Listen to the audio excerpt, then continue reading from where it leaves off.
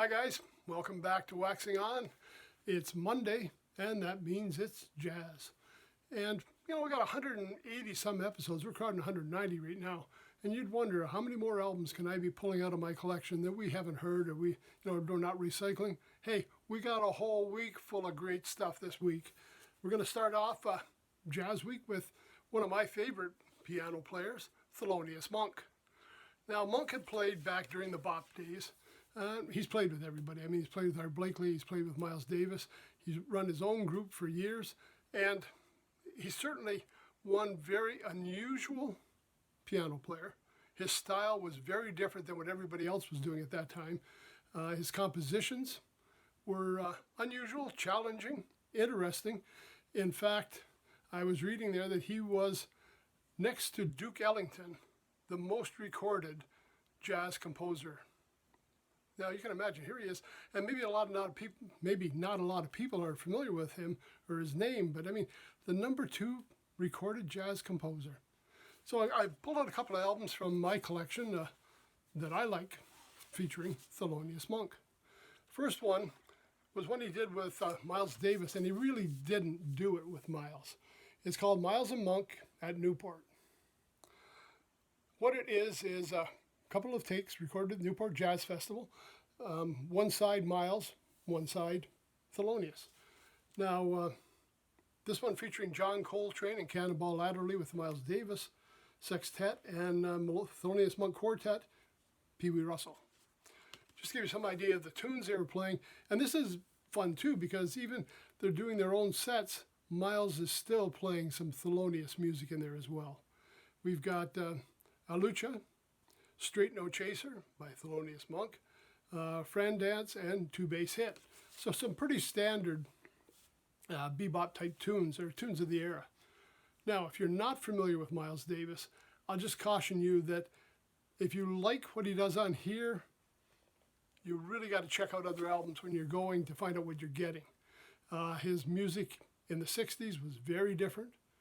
His music in the 70s was extremely different. But the 70s, it was all electronic. It was electric trumpet. There was multiple walls of sound, guitar players, everything. It was very different from what he was doing back at the Newport stage. I remember even Birth of the Cool, In a Silent Way. Those were very different, not recorded that far apart. By the time you get into the 70s, it was crazy what he was doing. And then he came back after his retirement, came back in, and it was a whole different style of music. So really, if you like one album you hear of Miles, really check it out before you buy another to make sure you're getting the kind of music you're looking for, because his albums are so diverse and so unusual that you really have to seek them out. Monk, not so much. Monk stayed the same all the way. He had a very unique piano style, and for me, it's hard to describe, but when you listen to it, you recognize him right away. On here, he's doing just 2 tunes, Nutty and Blue Monk. So first album, Miles and Monk at Newport. Now, the next album I got, and this was one that, it was a new album at the time, but it had a lot of old tunes on it. And again, that one that Miles had played, Thelonious Monk, Straight No Chaser. And to me, that's just a classic tune. Monk's version here, kind of a medium tempo. If you ever get a chance and you know the tune, listen to Buddy Rich's version of it. Buddy Rich is just clipping that thing at such a speed. With my big band, I tried to run the tune and do it at Rich's speed, and we just can't get through it. It's just too fast. Monk's speed's a little more relaxed, but all those key points are still there. On this album, Locomotive, Don't Know About You, Straight No Chaser, Japanese folk song, Between the Devil and the Deep Blue Sea, and We See. Now, just to go back, Straight No Chaser, back from the 1940s. This song's been around forever. And this album was probably, I'm going to say, at least in the 1980s or so.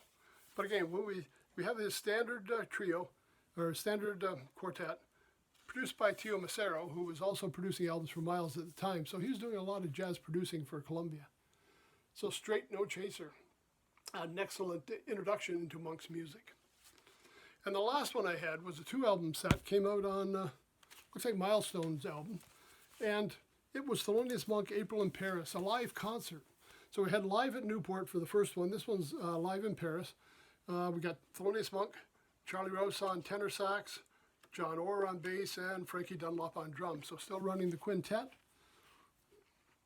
We got two that are unaccompanied piano solos, April in Paris and Just a Gigolo. So this was remastered in 1981 when this one came out.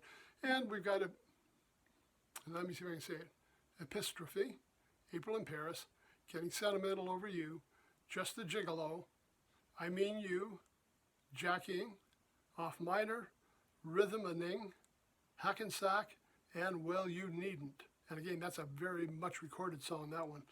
So we got a few compositions by Miles. We got a couple others in there that aren't his, but certainly marked with his style. A 2-album set, a twofer from Milestones, Thelonious Monk in Paris.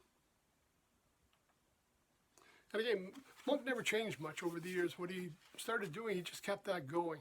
And he wasn't one of the big, he was an innovator at the time, but he wasn't continually changing. He found what he did well and stuck with it.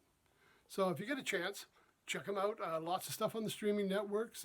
Some of the live clips are on YouTube, so you get a chance to actually see him and the group play. Yeah, he was just an excellent musician, an excellent composer, and well worth taking the time to check it out and see what he was doing.